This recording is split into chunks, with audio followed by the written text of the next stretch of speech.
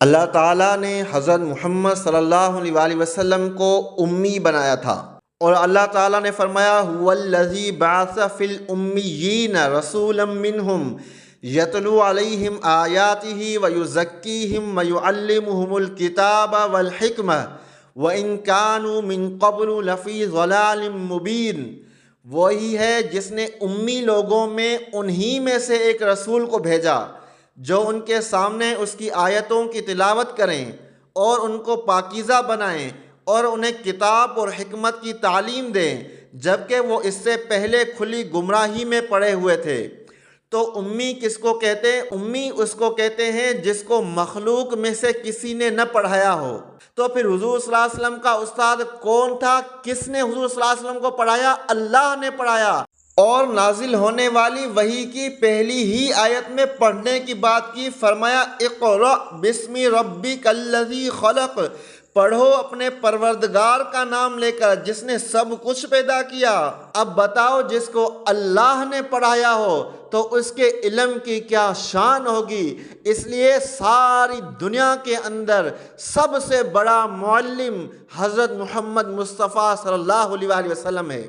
لیکن یہ جو امی کی صفت حضور صلی اللہ علیہ وسلم کو دی گئی، یہ ایک قسم کا معجزہ تھا اور حق کی نشانی تھی۔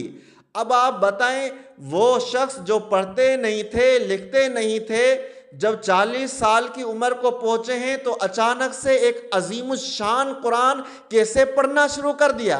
تو اس سے ثابت ہوا کہ یہ جو قرآن ہے اللہ کی طرف سے آیا ہے۔ جو شخص پہلے لکھتے نہیں، پڑھتے نہیں، ایسا عظیم الشان قرآن پڑھ رہے ہیں کہ سارا عرب حیران ہے۔ تو پتہ چلا کہ جو قرآن آ رہا ہے اللہ کی طرف سے آ رہا ہے، حضور صلی اللہ علیہ وسلم نے اپنی طرف سے اس کو نہیں لکھا۔ اور اللہ نے بھی کہا وَمَا كُنْتَ تَتْلُو مِن قَبْلِهِ مِن كِتَابٍ وَلَا تَخُطُّهُ بِيَمِينِكَ إِذًا لَارْتَابَ الْمُبْطِلُونَ، اور تم اس سے پہلے نہ کوئی کتاب پڑھتے تھے اور نہ کوئی کتاب اپنے ہاتھ سے لکھتے تھے۔ اگر ایسا ہوتا تو باطل والے مین میخ نکال سکتے تھے، یعنی باطل والے شک میں پڑ جاتے کہ یہ تو وہ شخص ہے جو بڑی کتابیں پڑھتا ہے، ہو سکتا ہے انہی کتابوں میں سے کوئی چیزیں نکال کر اپنی طرف سے کوئی کتاب بنا لی ہو۔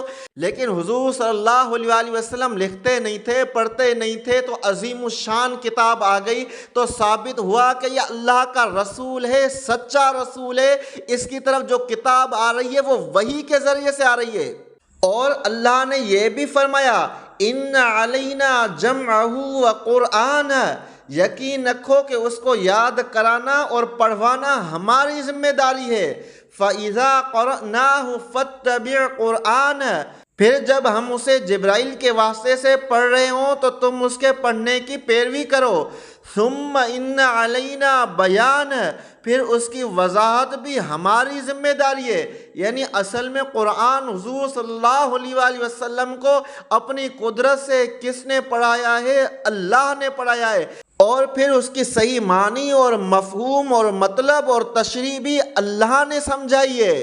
اور اس سے ان لوگوں کو بھی جواب ملتا ہے جو کہتے ہیں کہ ہم اللہ کو نہیں مانتے۔ جب ان کو سمجھایا جاتا ہے کہ جب اتنی مخلوقات موجود ہے تو ضرور کوئی خالق ہوگا، تو وہ کہتے ہیں چلو مان لیا کہ کوئی خالق ہے، لیکن ہم کیسے مان لیں کہ وہ خالق اللہ ہے؟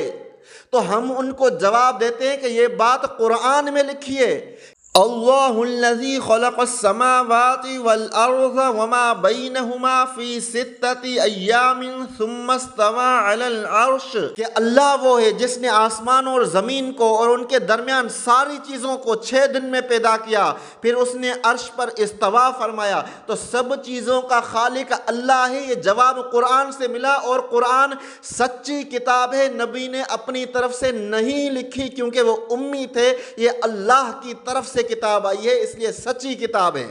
تو ثابت ہوا کہ اللہ سچا ہے، اللہ ہے تبھی تو اس نے کتاب بھیجی، اور اللہ کا رسول سچا ہے، امی ہے، اس کے باوجود اتنا عظیم الشان کتاب پڑھ کر سنا رہا ہے۔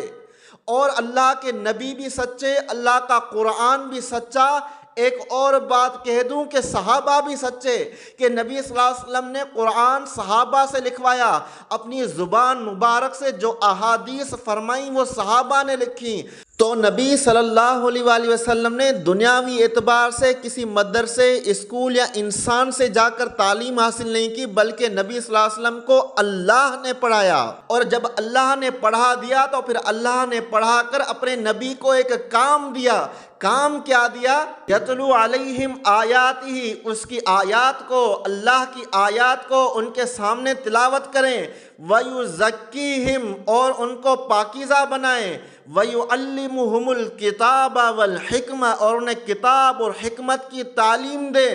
اب حضور صلی اللہ علیہ وسلم کو اللہ نے اتنا علم دیا، تبھی تو حضور صلی اللہ علیہ وسلم سے فرمایا کہ اب آپ تلاوت کر کے انہیں بتائیں اور انہیں کتاب کی اور حکمت کی باتیں بتائیں، اور بیچ میں یہ بھی فرما دیا کہ ان کو پاکیزہ بنائیں، اور ان کے پاکیزہ ہو جانے کی ہی تو یہ نشانی ہے کہ پھر حضور صلی اللہ علیہ وسلم نے قرآن صحابہ سے لکھوایا اور احادیث کے راوی صحابہ بنے۔ تو اس صفت امی سے حضور صلی اللہ علیہ وسلم کی مدح ہو رہی ہے، شان بیان ہو رہی ہے، اور اس سے یہ ثابت ہو رہا ہے کہ اللہ سچا ہے، اللہ ہے، اور اللہ کا جو نبی ہے یہ بھی سچا ہے، جو قرآن آ رہا ہے وہ بھی سچا ہے، اور اس قرآن کو لکھنے اور آگے پہنچانے والے اور نبی کی صحبت میں بیٹھ کر پاکیزہ ہونے والے وہ صحابہ بھی سچے ہیں۔